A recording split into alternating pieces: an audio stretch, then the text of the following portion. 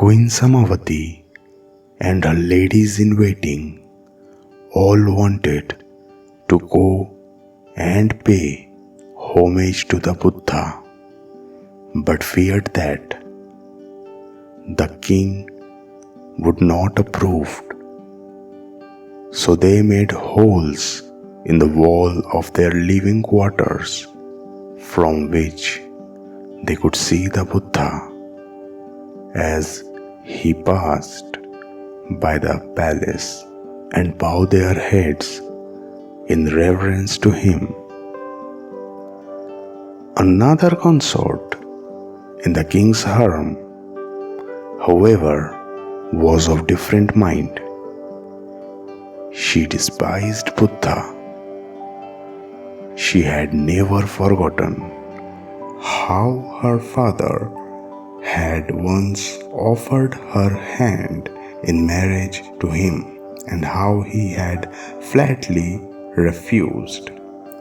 She had felt so humiliated that she vowed to make him pay dearly for it one day. Her chance had finally come. She thought, upon discovering what the queens and her maids were up to. She went and laid to the king, and saying that Buddha was secretly seeing Queen 𝗟𝗹𝗺 behind his back, she then took the king to see the holes in the walls for himself. But when the king asked his queen to account for them, he remained satisfied with her reply and let the matter drop. The consort then decided that she would not be able to take out her revenge on the Buddha himself. She would take it out on his admirers.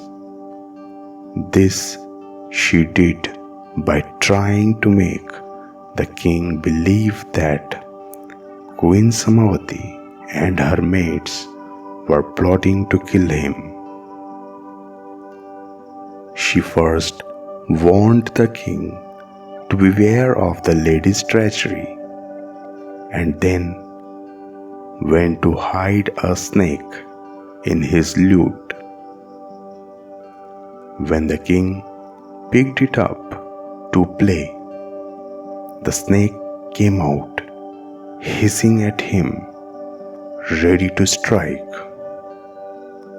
It took little else to convince the king that his consort was needed, indeed telling him the truth. He went to Queen 𝗟𝗹𝗺's chamber and commanded her and her maids to stand up all in row. He then shoot poisoned arrows at them. No matter how hard he tried, however, he missed them all, for the arrows seemed to be veer away from their intended targets all by themselves. This proved to the king that the ladies were all pure and innocent, and to show remorse for his mistake, he allowed the ladies to invite the Buddha and his monks to the palace for the meal. The wicked consort, in the meantime, was beside herself with frustration and rage, but she was not about ready to give up. Next, she devised what she considered to be a foolproof plan. She asked an uncle to set fire to 𝗟𝗹𝗺's quarter, while the women were all inside. As the building went up in flames, however, The queen and her attendants did not flinch. They continued to mindfully meditate and succeeding in reaching the higher levels of spiritual attainments before they finally died. The king at once suspected that his consort was the one behind the disaster and wanted to prove it. He said in a voice loud enough for everyone to hear, "Whoever has done this in my savior and should be richly rewarded. Up to now, I have lived in the fear of being murdered by my own wife, but now I am free and can sleep in peace." The foolish consort immediately revealed her and her uncle's part in the horrendous crime and anxious for the king's favor.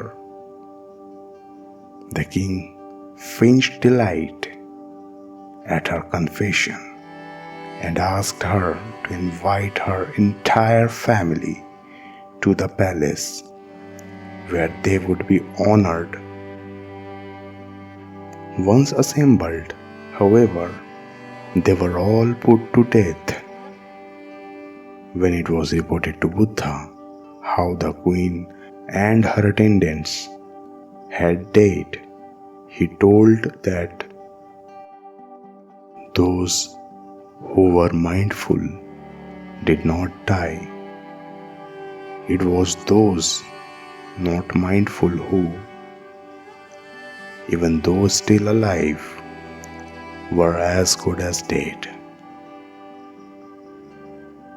Mindfulness is the way to the deathless Nibbana. Unmindfulness, the way to death. Those who are mindful do not die, and those who are not are as if already dead.